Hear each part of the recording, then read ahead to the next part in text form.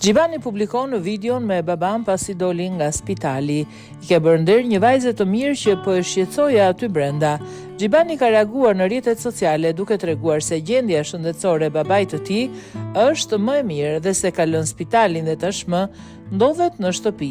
Ndjej detyrim moral për të gjithë ju që më keni pyetur se si është babai. Sigurisht nuk desha të postoj video dhe foto nga spitali sepse nuk mu duke hishme fare. Megjithatë, tani ka ardhur në shtëpi. Ja hodhi.